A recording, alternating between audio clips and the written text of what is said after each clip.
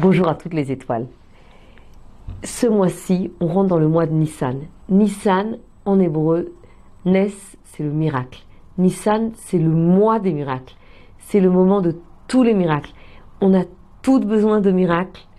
Avec tout ce qui se passe dans le monde, on a tous besoin de miracles, on a tous besoin de protection, de guérison, de toutes les choses. Et en fait, Nissan, le mois des miracles, c'est le moment où on peut tout demander. Si à Purim, on pouvait demander jusqu'à la moitié de la royauté, à Nissan, au mois de Nissan, on peut tout demander. Et on nettoie les revaux de Pessah. Et pour le mérite de Pessah, on nettoie pour le mérite de Dieu. Mais quand on se nettoie à l'extérieur, quand on nettoie sa maison, on nettoie son intérieur.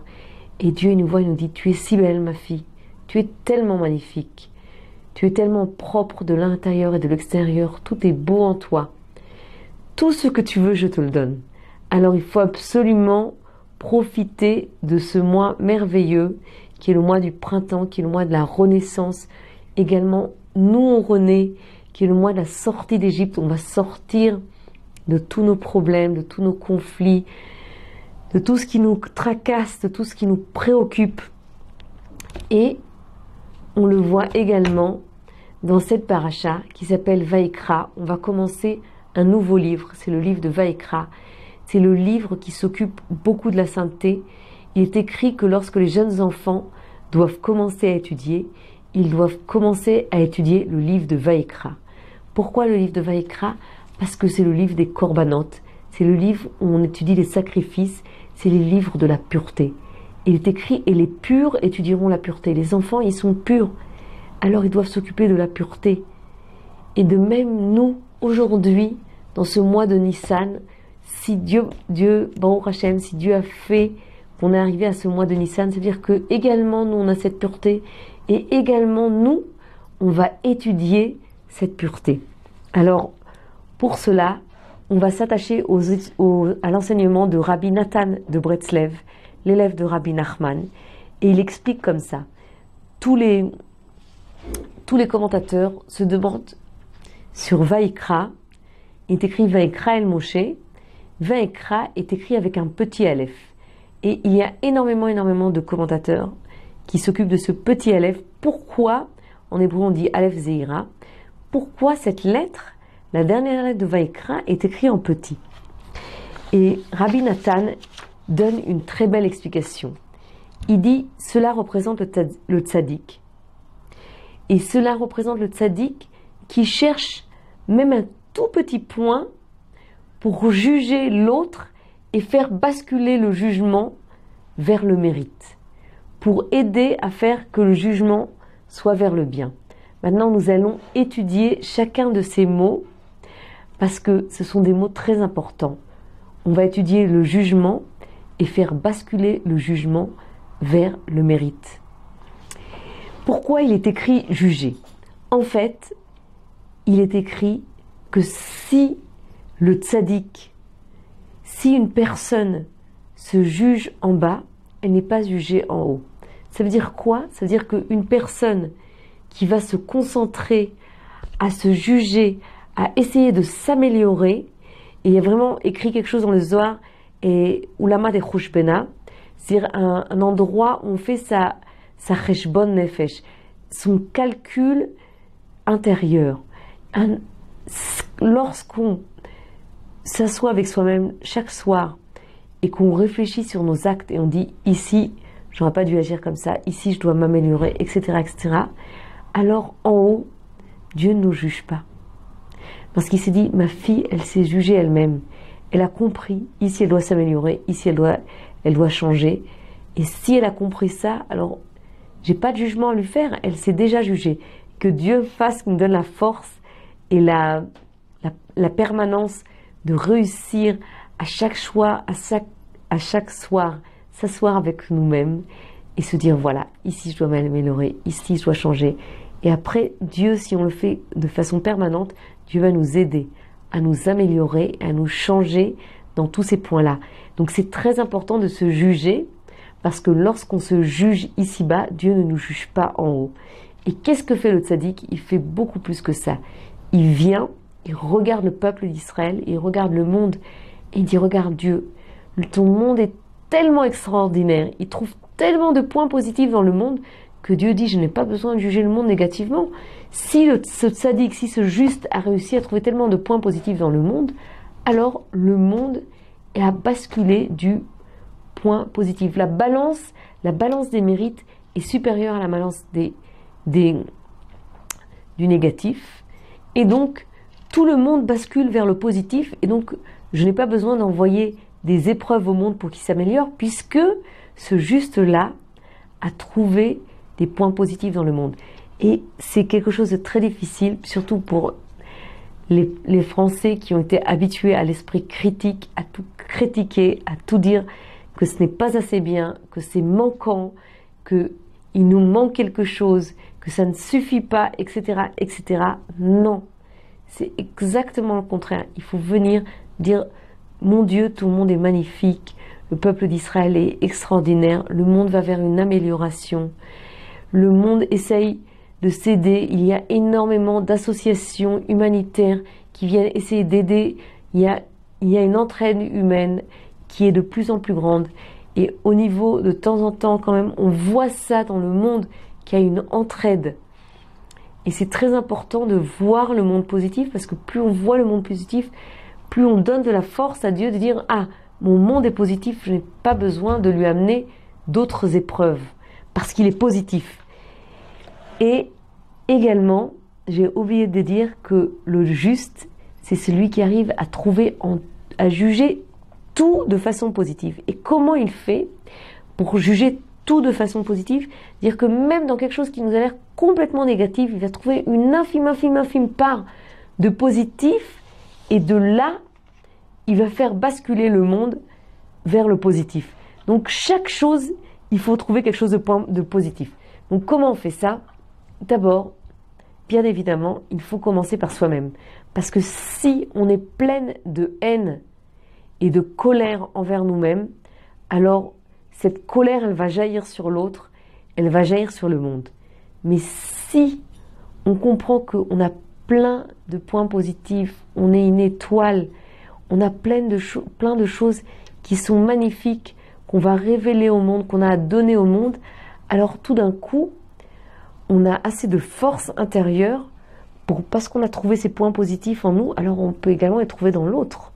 On va les trouver dans l'autre, on va les trouver dans chaque personne de notre entourage, jusqu'à ce qu'on les trouve dans le monde entier. Et c'est vraiment cette force de trouver le point positif, c'est quelque chose qui va faire basculer le jugement du monde vers le positif. Il faut savoir en fait que Rabbi Nachman, qui était donc le petit-fils du Baal Shem Tov, qu'est-ce qu'a dit le Baal Shem Tov qui a révolutionné le monde? Tarshov Tov Yetov. Si tu penses de façon positive, de façon bonne, pas positive, de façon bonne, alors tu vas amener le bien dans le monde. Et Dieu veut amener le bien et révéler le bien dans le monde. Et qu'est-ce que Rabbi Nachman est venu? Il a dit, il faut descendre ça encore plus bas.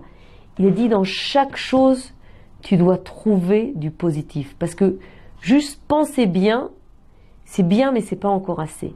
Il dit, dans chaque chose, même ce qui t'a l'air terrible, trouve un point positif, et de là, tu vas faire basculer cette chose vers le positif, tu vas la transformer en quelque chose de bien. Tu avais l'impression que c'est quelque chose de mal, Dieu préserve, et parce que tu as trouvé une infime partie de bien, alors tout ça, ça va devenir bien. Et ça, c'est un travail incroyable, et c'est le travail du tabernacle, parce que dans Vaïkra, Moshe est appelé pour construire le tabernacle. Et comment il fait pour construire le tabernacle? Il arrive à trouver le bien dans le peuple d'Israël. Et Rabbi Nathan explique en fait que c'était extrêmement dur. Pourquoi? Parce que, en fait, il vient et nous explique comme ça. La méthode, elle est que si tu trouves dans une personne une seule bonne action qu'elle a fait de toute sa vie, mais que cette bonne action, en fait, elle a fait la plupart de cette bonne action pour elle-même. Elle a fait ça parce que elle voulait s'enorgueillir, elle voulait tirer profit de cette action qu'elle a fait, qui est censée être une bonne action. Mais s'il y a 1 millième dans cette action qui est bien, alors tu peux juger toute cette action qui est pour le bien, et si dans cette seule action que cette personne a fait, il y a 1 millième de bien, alors toute cette personne-là, qui a l'air entièrement négative puisqu'elle a fait une seule bonne action dans toute sa vie, et qu'il y a un seul millième de cette action dans sa vie qui est bien, tu peux la faire passer du jugement qui est complètement négatif. Dieu ne voit en elle que des chovotes, que des dettes, à quelqu'un qui a des mérites. Et si tu arrives à faire passer cette personne, à voir que cette personne a des mérites, alors tu vas rapprocher cette personne de Dieu, tu vas rapprocher cette personne d'elle-même, jusqu'à ce qu'elle recommence à se créer, à se reconstruire. Elle va se reconstruire de cette force qu'on a eue de lui donner, de lui trouver un point positif. Elle va avoir la force de se reconstruire. Quand elle va se reconstruire, elle va se rapprocher de Dieu. Quand elle va se rapprocher de Dieu, elle va complètement changer. Donc finalement, pour les gens qu'on a autour de nous, Dieu préserve, qui sont en détresse, ou en dépression, Dieu préserve. Alors, ce qu'il faut faire pour les aider, c'est de faire ce que Rabbi Nathan dit. On n'arrive pas toujours, parce que des fois, on est prisonnier de cette image où on arrive à voir cette personne que dans la détresse. Et au contraire, il faut se dire, cette personne, elle a des points positifs, elle a des forces. Même si ces forces-là sont affaiblies, retrouver en elle les forces qu'elle a.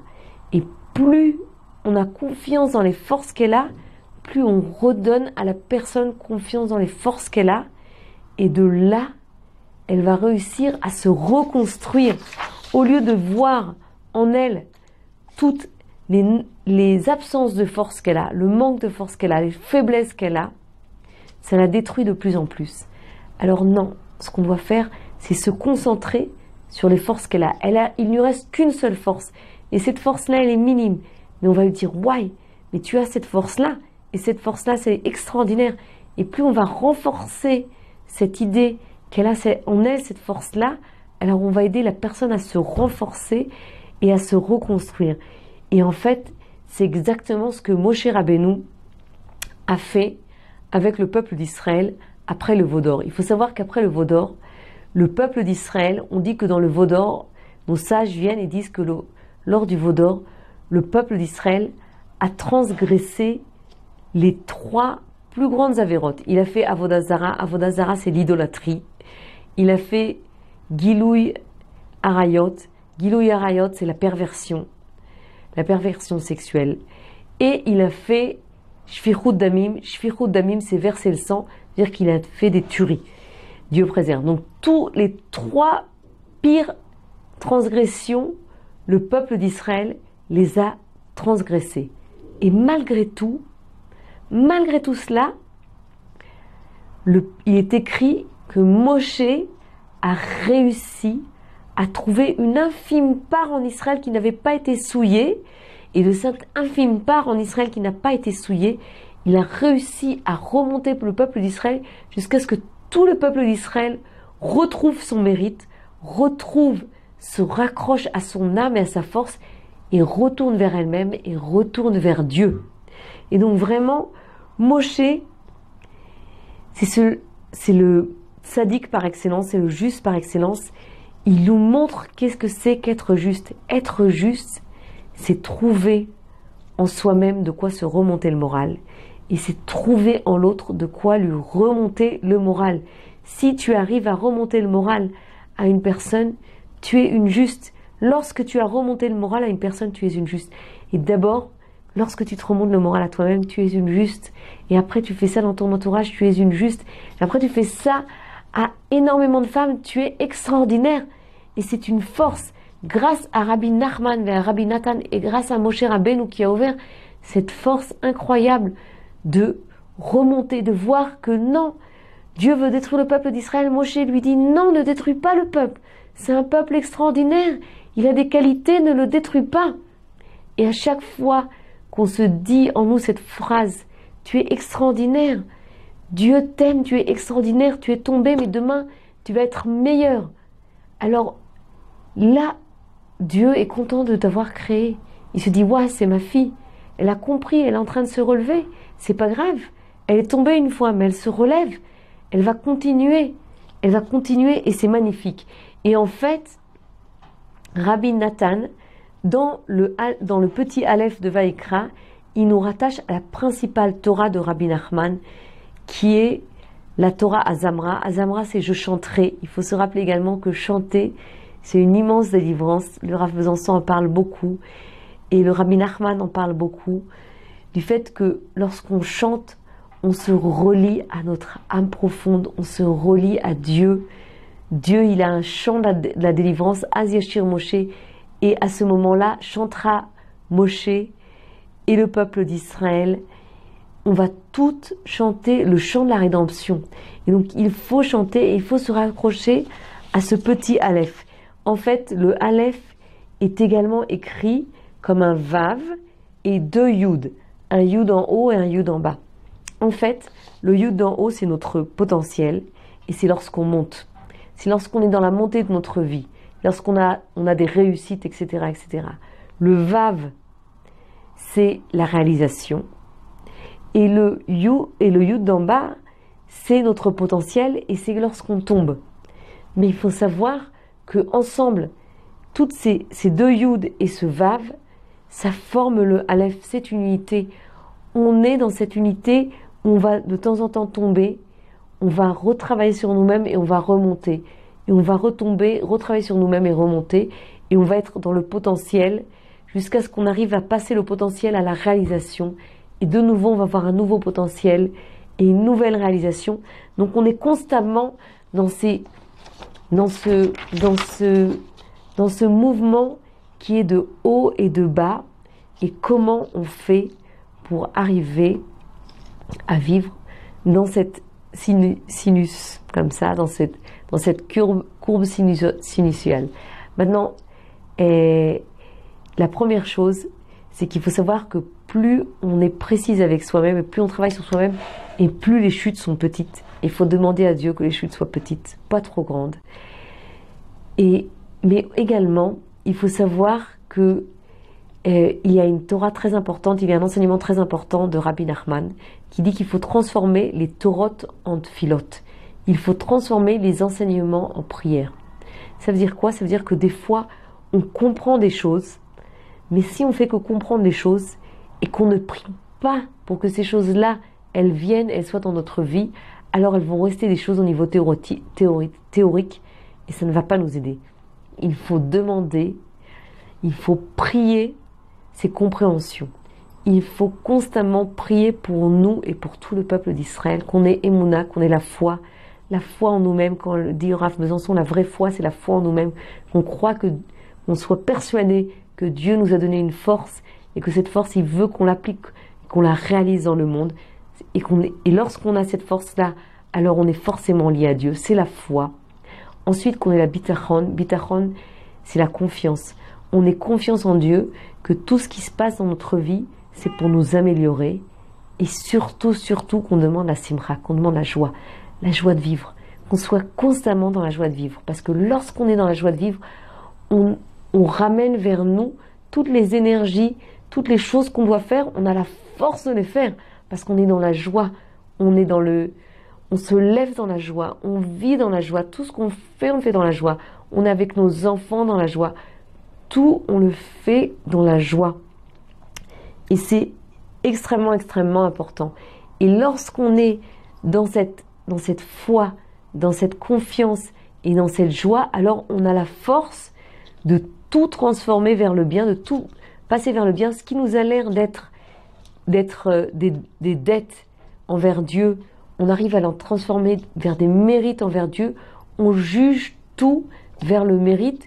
Et on transforme le monde vers le mérite. Et lorsqu'on fait ce travail qui est extraordinaire et qui est magnifique, et que Dieu fasse qu'on ait toute la force de le faire avec nous-mêmes et avec nos proches, parce que nos proches ont également besoin qu'on leur rappelle qu'ils sont extraordinaires et qu'on les encourage.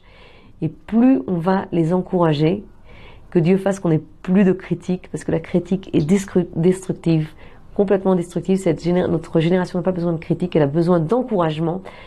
Plus on va s'encourager et plus on va encourager les autres et plus on va faire un réceptacle magnifique pour une vie merveilleuse et pour amener le Mashiach.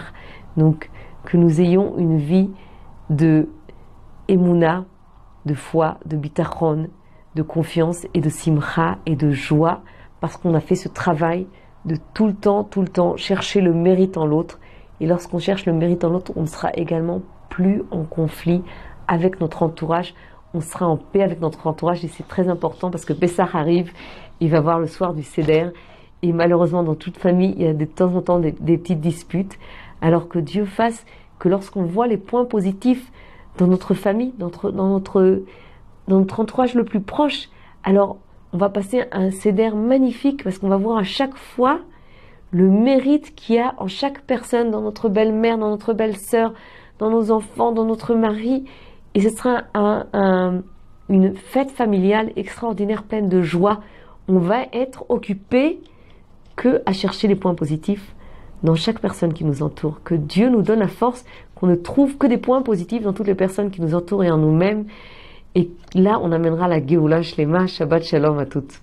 Une question de halakha, besoin d'un conseil personnel? Avec le service Question au Rav, les rabbinim de Torah Box sont à votre disposition 24 heures sur 24, 6 jours sur 7, pour vous répondre et vous aider sur tous les sujets. Shabbat, couple, cache-route, conversion, loi de deuil.